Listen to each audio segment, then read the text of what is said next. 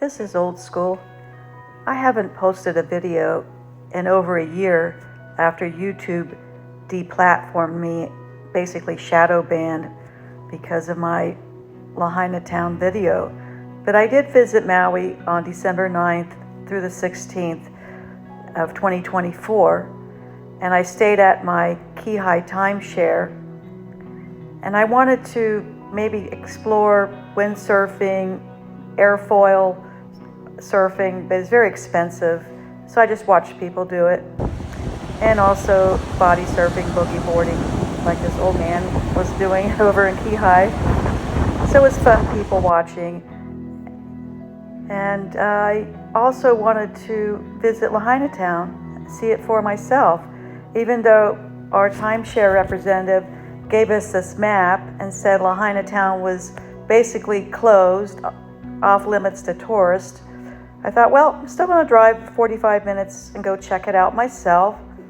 So I did. Like the second day I was there, drove over to Lahaina Town with my friend after we went snorkeling, walked along the canal, saw the old Hawaiian luau, and took some videos because it was an anomaly why it didn't burn down. And I was kind of astonished that I saw a lot of gravel on these lots that we could walk part of Front Street before they've opened it up recently, part of it, and look over and see some newer homes, like maybe FEMA tiny homes over in the hills. It's still very dry and parched looking. And the gravel, the residents are responsible. Can you imagine, in addition to making a mortgage, if you're going to rebuild, you're going to have it removed, probably at your own cost. They had it blocked off. I could only walk so far after we decided to go have lunch at Maui Ocean Tavern.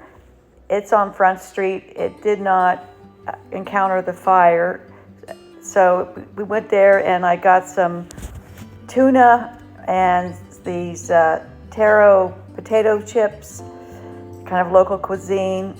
And I asked the waitress, who's a local, what she thought, if the fire was man-made, weather manipulated, and she gave me the standard answer of the dry grasses and the resorts getting all the water for their lawns and not enough firefighters to cover the houses. So we also walked along Lahaina Cannery, and it's opening, and some other like Safeway and businesses are opening right now. So that was good to see. I found a vehicle that had been either damaged by the fire, had some, damage on it, that red truck.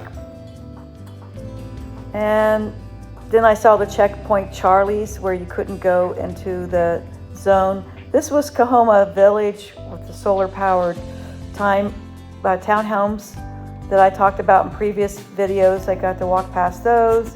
Again, the old Hawaiian luau. And I took a video of it because it didn't burn and there's still some debris packed outside.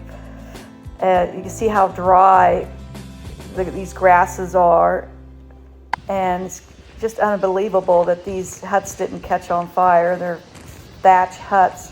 We walked along the canal, see it for ourselves, what survived, what didn't.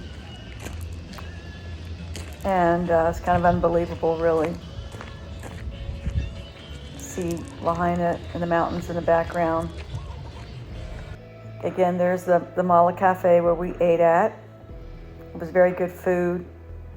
And I just decided really not to pursue it any further. We parked in the Cocoa Deck parking lot, and that was pretty much close to the end where they let you walk into Lahaina Town. But I'm glad I went to see it for myself, and lack of what, Eric West recently said, lack of any real building of homes. Only a few permits have been given. My highlight of my trip was visiting the Maui Ocean Center and seeing all the aquariums, and I love the green sea turtles, so it was highly worth visiting. And also they had some educational displays about coral reefs and preserving them, and they have a whole program to do coral reef rehabilitation. So that was pretty cool. And in the shark display, of course, talking about the different sharks that you would find in Maui, mostly the black-tip sharks. And then we went to Kaanapali Harbor and went on the Trilogy 3 catamaran over to Molokini Island to do some snorkeling. It was a really windy, choppy day. A lot of people got seasick and they didn't put the sails up. But there I am snorkeling, and we hired a professional scuba diver. She was on board the Trilogy, and she had a camera and light and swimming around. There weren't a whole lot of fish that day because it was so choppy. But again, you're supporting the local Maui tourist industry, paying people's salaries by going on excursions and tipping the staff. So that's one way we can help Maui, is to visit now, since the toxins have been cleared away, industrial, all that waste in those blue barrels. So it's very safe now to go visit. And there she is waving at us with her underwater light, beautiful coral. But I am a realist, I'm ex-military. I do believe that global elites and the military-industrial complex have silent weapons for quiet wars. They use weather manipulation to recarve the land. And if you want to help, you can donate to grassroots like GoFundMe, which I did, and also helping the people in Western North Carolina. What really caught my eye recently was Thomas's trip to Brussels, Belgium, and it's the headquarters of the European Union with like 27 different countries. And it was so disgusting at the train station when Thomas visited, the graffiti, unsafe, human excrement everywhere, even though they have porta potties.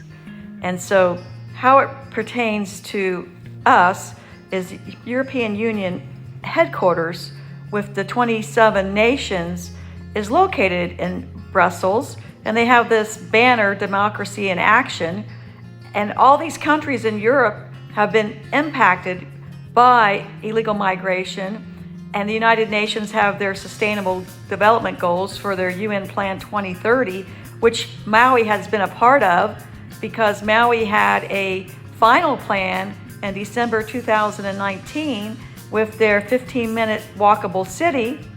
But today, Hawaii has the worst homeless problem in the entire nation. And I wanted to see it for myself when I was going back to the airport in Maui on my last day, December 16, 2024, but it was almost impossible to film and drive safely. But I did find Nick Johnson's Hawaiian Adventure channel, and he does an excellent job documenting all the homeless problems and the housing crisis currently happening in Hawaii.